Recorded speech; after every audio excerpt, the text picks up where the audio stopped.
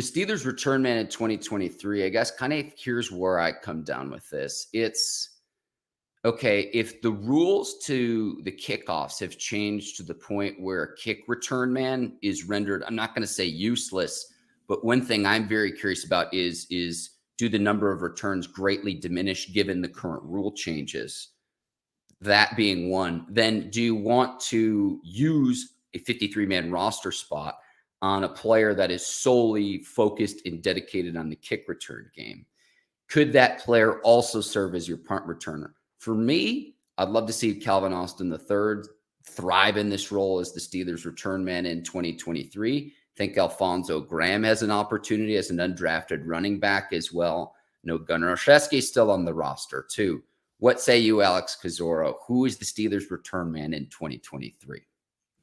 I would say Calvin Austin probably has the best chance based on his skill set and odds to make the team, but it is pretty wide open. And to your first question, I think ideally, even before the rule change, you would like your return man to do both, do kicks and punts. Mm-hmm. They are different skill sets. Not everyone can do both, but it is the most efficient use of your roster. I think certainly as you're seeing the anticipation being the kick returns will reduce by about 7 to 10% this year with the rule change.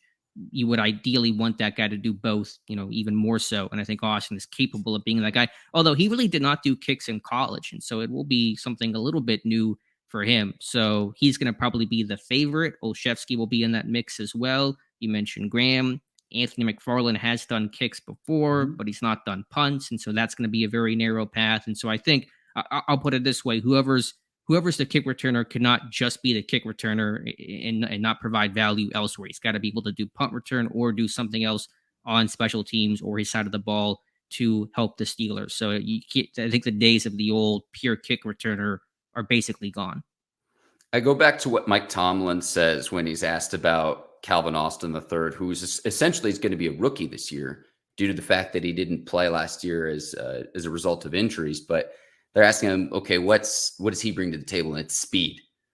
Get him the ball in the open field with space. And he doesn't have the same size as other receivers. I mean, I've seen he's listed at like 160, and it's like, okay, if he's 160, 170, 180 pounds soaking wet, you're going to need to get him the ball in space to where he can wiggle, he can maneuver, and do something with the ball. Now, I also I guess I approach this from the standpoint of this as well is I had Jeff Hartman on from Steelers Curtain Network, and he was saying how in his ideal world, and this will never happen, but in his ideal world, he would love to see Diontae Johnson go back as a punt returner again, like he did several years back. And he's like, what's the difference between having Diontae back there, considering that back in the day you had San Antonio Holmes, back in the day you had AB back there.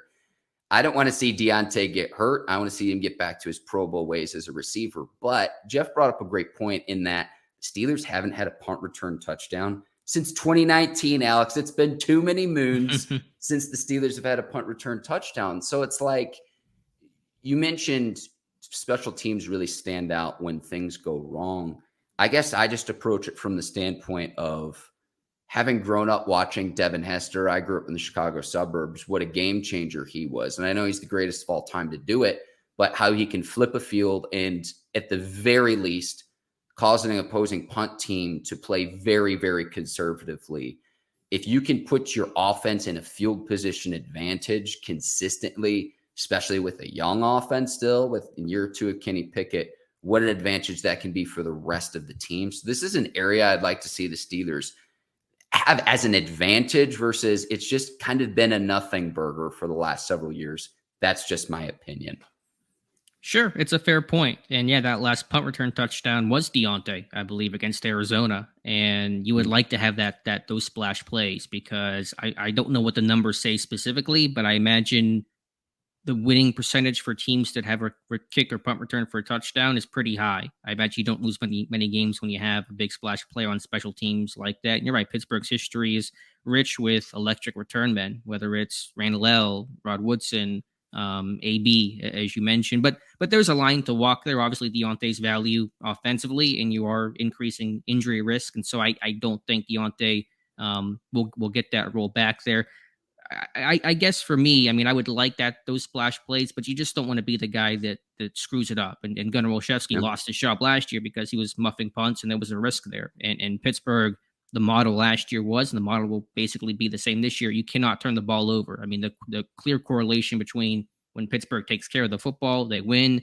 When they turn the ball over, they lose. That was basically, a 1-to-1 correlation last year. So just find guys who make smart decisions, can maybe occasionally make that big play. I think Austin is capable of doing that. And that's probably the way that Pittsburgh will approach it. Yeah. And I want to see, can history repeat itself? Because the last time the Steelers opened a season at home in week 1, you had AB kicking punters in the face. So we'll see if history repeats itself this year, Alex.